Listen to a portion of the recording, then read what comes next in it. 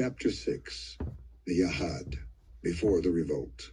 Discipline, discomfort, and the original framework of resistance. They shall be an everlasting plantation, a temple for Israel, and a foundation of the Holy of Holies for Aaron, true witnesses to justice, chosen by the will of God, to atone for the land. Community Rule, 1 QS 8.5-6. 6.1. The community that rejected the world. Long before the fires of revolt were lit by Judas the Galilean, before Rome had any reason to fear a unified resistance in Judea, there existed a community that had already rejected the world. They called themselves the Yahad, the unity. They were not founded as a political movement. They were formed as a response to corruption so deep that withdrawal felt like the only honest option left. The documents recovered from Qumran, the Damascus document, the community rule, and the war scroll do not describe a loose association of mystics. They describe structure, discipline, and separation. The community rule, 1 QS, lays out a system of initiation that could take years, where a man's speech, conduct, and even his thoughts were observed before he could fully join. Property was held in common. Meals were ritualized. Silence was enforced. Truth was not assumed, it was tested. Their daily life was built on order. The community rule describes fixed times for study and prayer, shared labor, and communal meals eaten in a state of ritual purity. Even speech was regulated.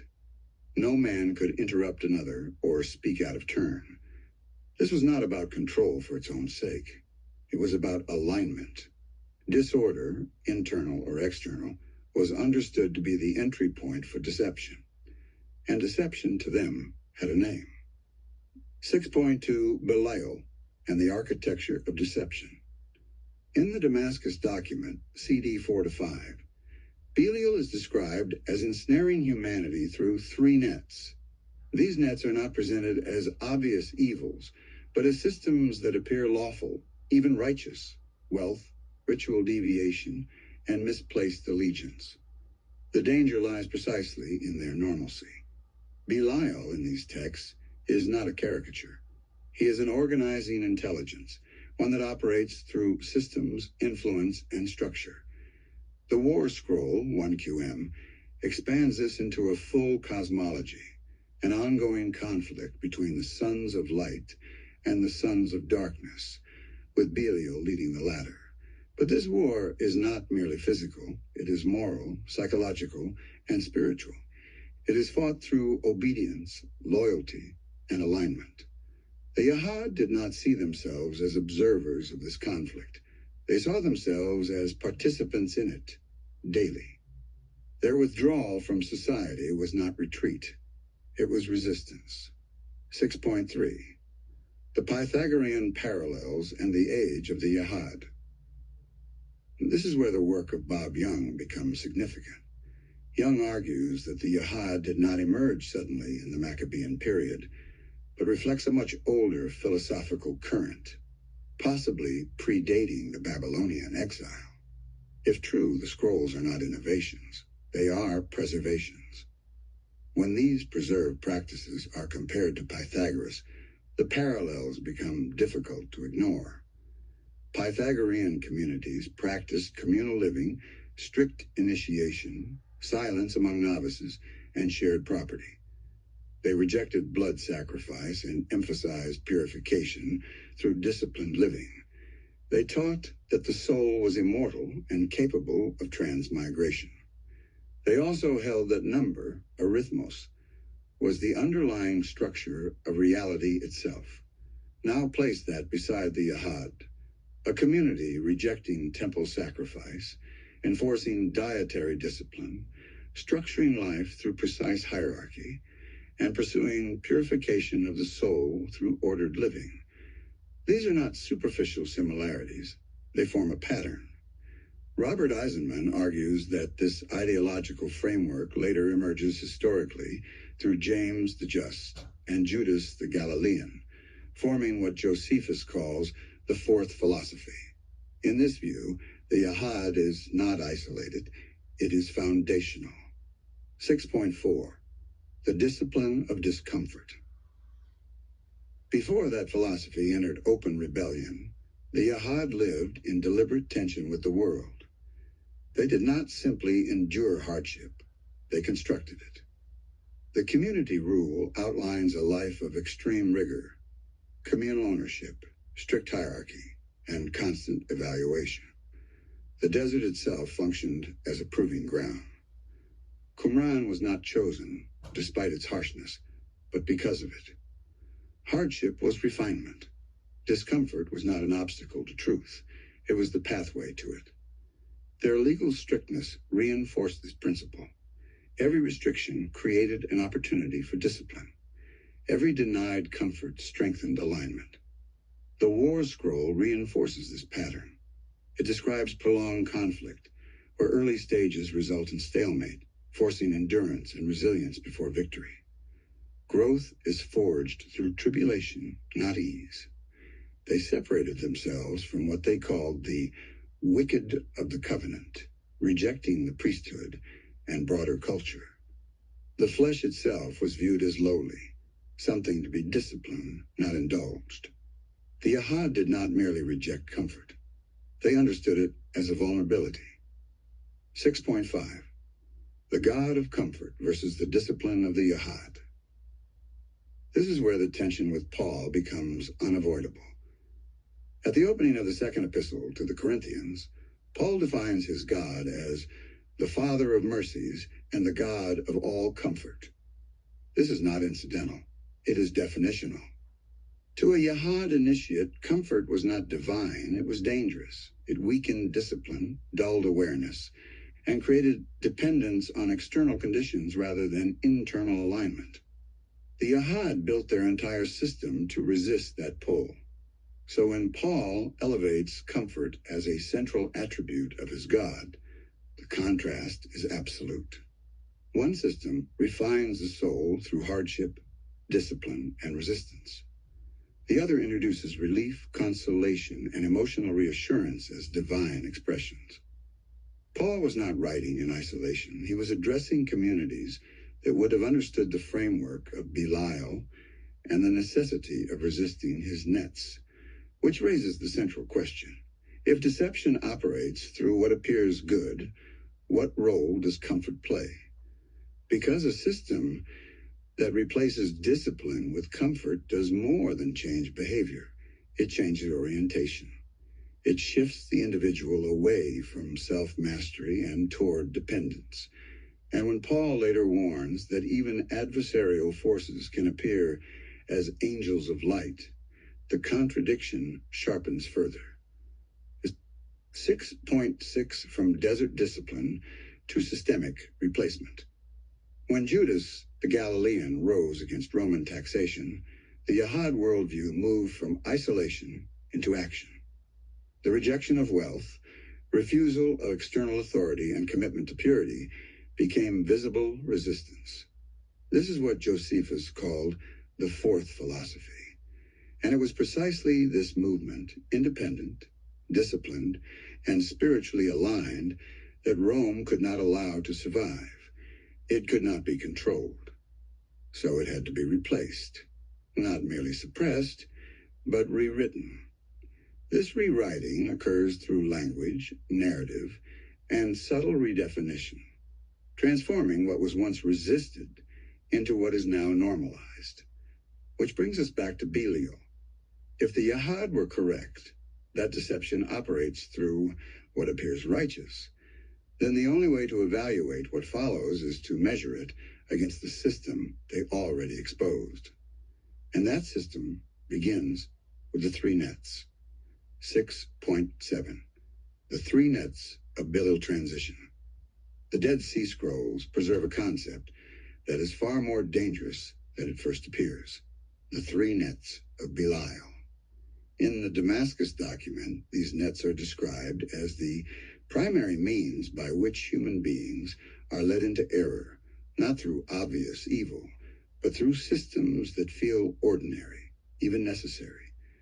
These nets are named as defilement of the temple, wealth, and fornication. At first glance, these appear to be separate moral warnings. They are not. They form a complete structure, governing the body, resources, and allegiance. Together, they describe a total system of control. And from this point forward, the question is no longer whether these nets existed. The question is whether they were later rewritten. 6.8. The first net, defilement of the temple, and the reversal of restraint. The first net is the defilement of the temple, and it is here that most critics will attempt to dismantle the argument as quickly as possible. They will point to the Damascus document and say that it contains rules for eating fish, locusts, and other animals, and that this proves the community was not vegetarian, thereby collapsing any claim about purity-based abstention. But this objection only works if the argument being made is careless. It is not necessary to claim that every member of the community abstained completely from meat. What matters is how the text treats the subject of flesh, blood, and life itself. The Damascus document is not casual about these things. It does not treat food as neutral or trivial. It regulates blood, it regulates slaughter, and it places strict boundaries around the handling of living creatures. This reveals a deeper truth.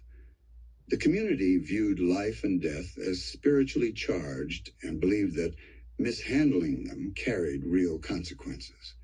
Once this is understood, the presence of food laws strengthens the argument. It shows that even at the most basic level, the community operated with heightened awareness of purity. But there is also evidence of a higher level of practice. Traditions about James, preserved through Hegesippus and Eusebius, describe a figure who abstained from meat, avoided wine, and lived in extreme discipline. When placed alongside the philosophy of Pythagoras, who linked abstention from animal slaughter to purification of the soul, a two-tiered structure emerges, a baseline law for the many, and a higher restraint for the few. It is precisely here that the shift in the New Testament becomes clear. In Romans, Paul describes the one who eats only vegetables as weak, while the one who eats all things is strong.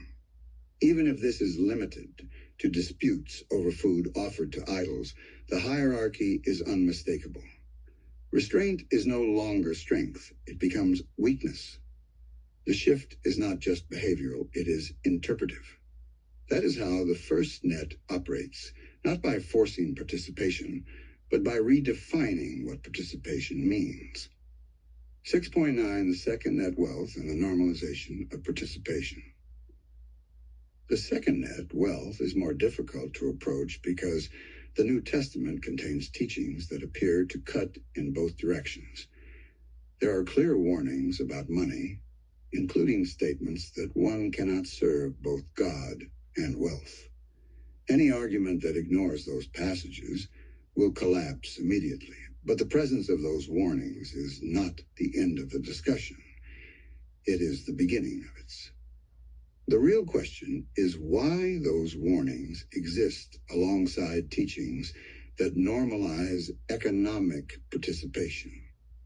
The parables of the talents and the minas depict servants who are rewarded for increasing what they have been given and condemned for failing to produce gain.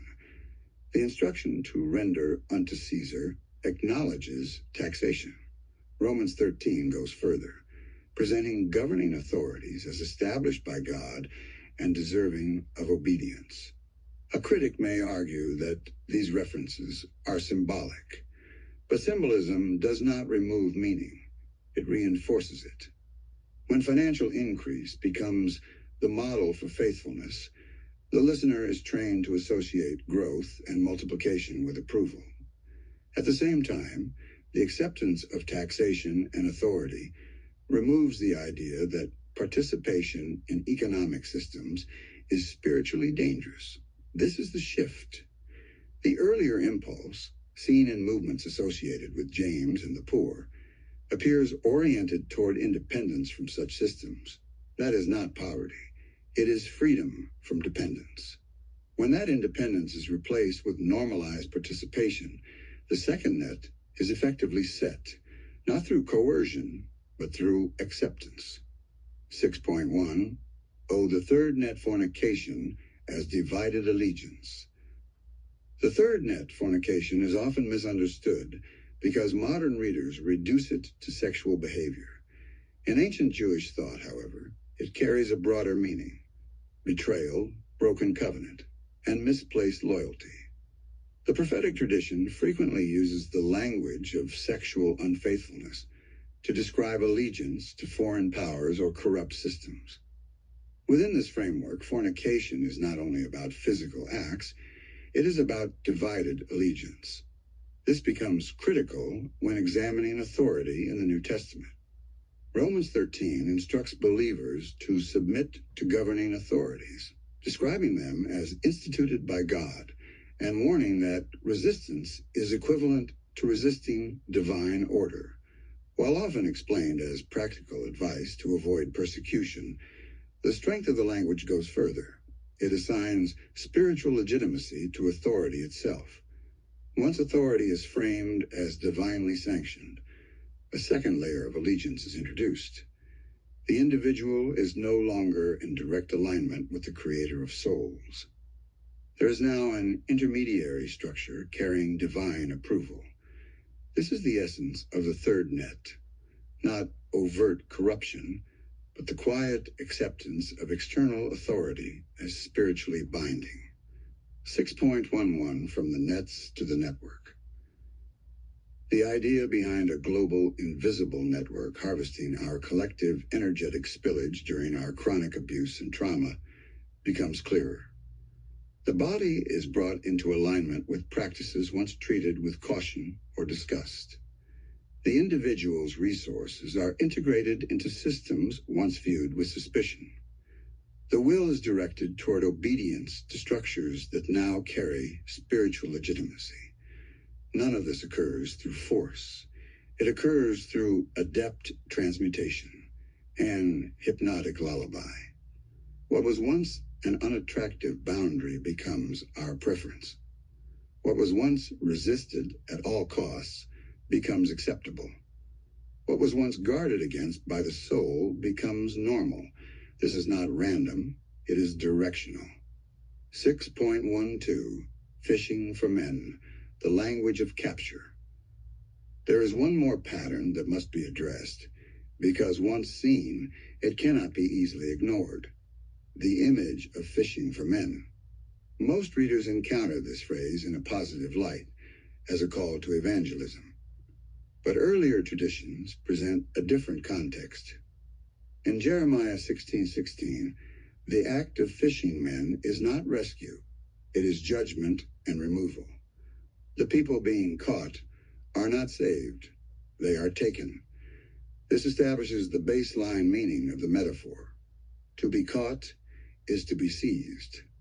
Other early traditions reinforce the ambiguity.